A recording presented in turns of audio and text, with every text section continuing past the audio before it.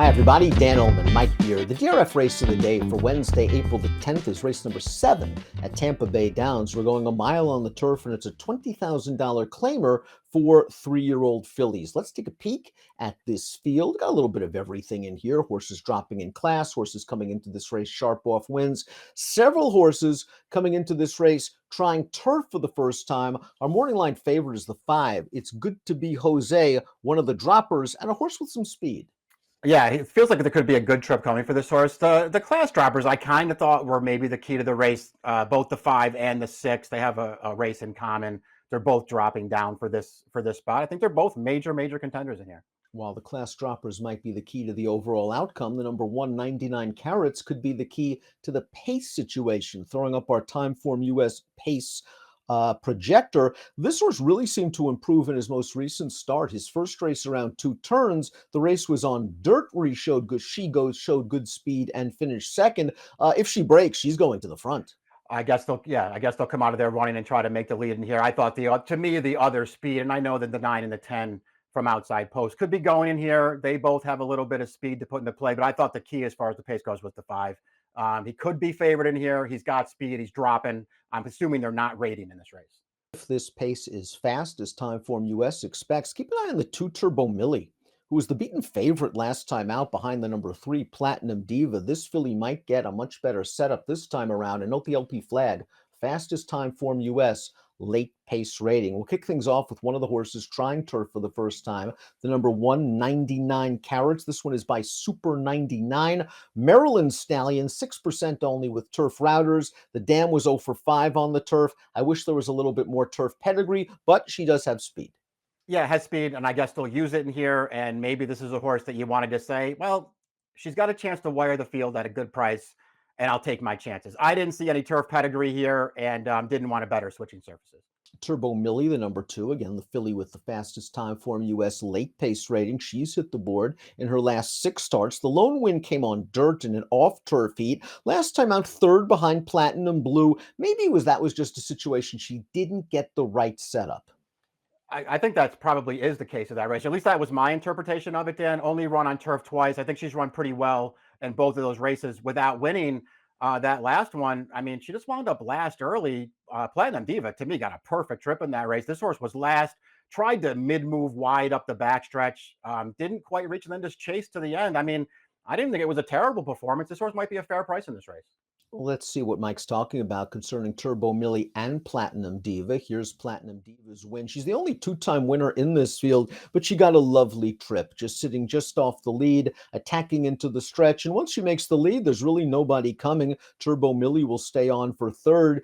I'm not sure this was a very strong field other than Turbo Millie, perhaps for Platinum Diva, but she earned a solid enough 60 buyer speed figure. And this sort of tactical speed allows her to work out these kind of trips where maybe she can tuck in behind dueling leaders. I agree. I mean, it was a forward move for her anyway. And I just like that she got up close to the pace this time. Her prior 2 starts, she was a little bit further away.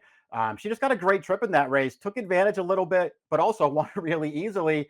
I guess the only knock I would have on her now, Dan, is she could be the favorite here. She'll be one of the favorites.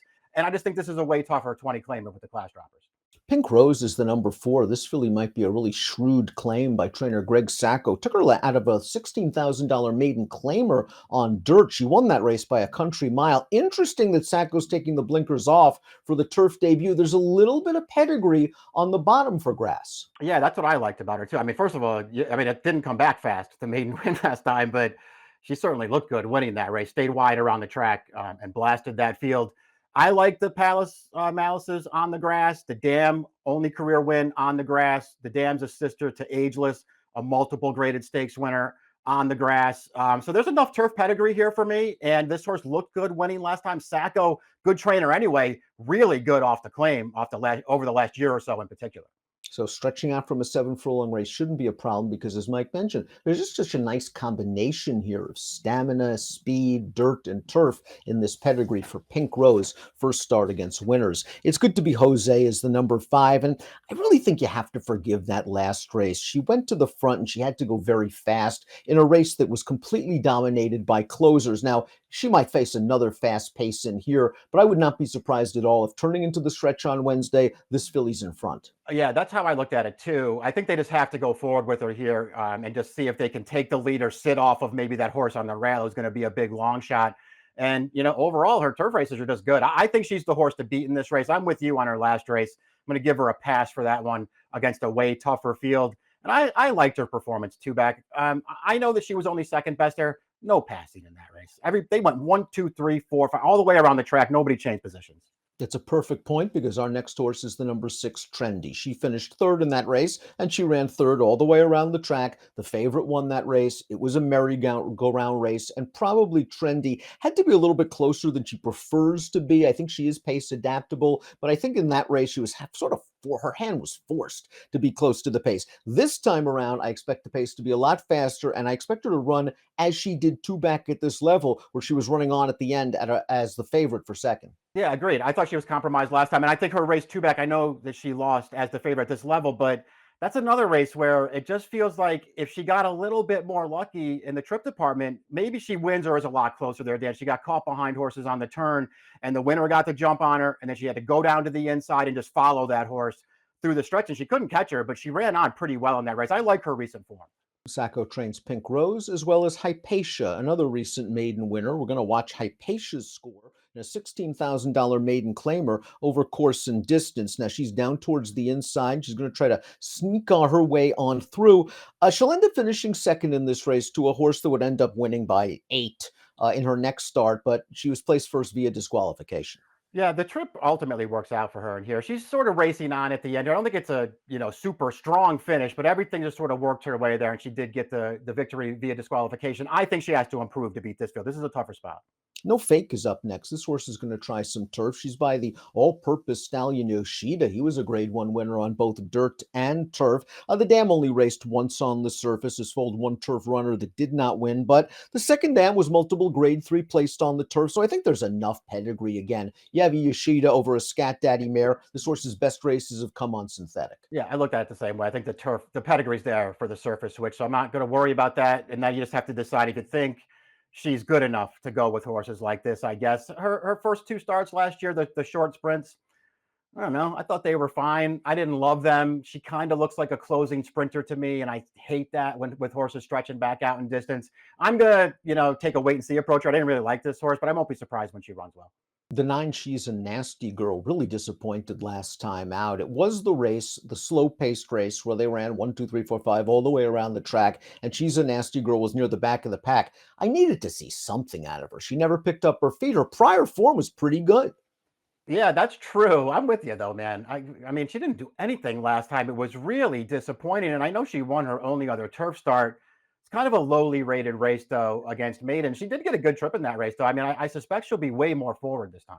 It Must Have Been Love is the number 10. It's a tough post position. You're going out for top connections. Kathleen O'Connell perennially wins at a high percentage rate at Tampa Bay Downs. And there's some turf in this pedigree. West Coast wins 12% with his turf routers. While a dam didn't win from 8 tries on the turf, she's a half the world of trouble, who was a Grade 1 winner on turf and on dirt. So there's plenty of pedigree here. The horse did prove herself going 2 turns last time out in an off turf heat. Yep. It's a step up in class. It's a tough post, but there are some things that you could make a case for at a price. Yeah, agreed.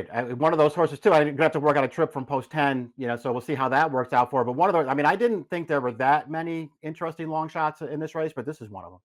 Before we take a look at our top selections, please click the subscribe button on the Daily Racing Form YouTube channel for the latest DRF videos. Top pick time for our Wednesday DRF race of the day. You're going with Pink Rose, first time turf, has a little bit of pedigree. And last time out, it just seemed like the light bulb went on.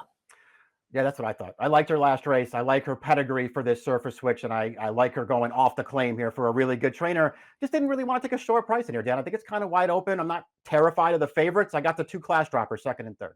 The Platinum Diva is the only 2-time winner in this field. I do like her running style. I like the fact that she can just tuck in without being completely outrun in the early portion of this race. If she remains the second choice, I think I would play her at 3 or 7 to 2. 3-5-6-2 for me, 4-6-5-2 for Mike. The Wednesday DRF race of the day is at Tampa Bay Downs. Race number 7. Best of luck.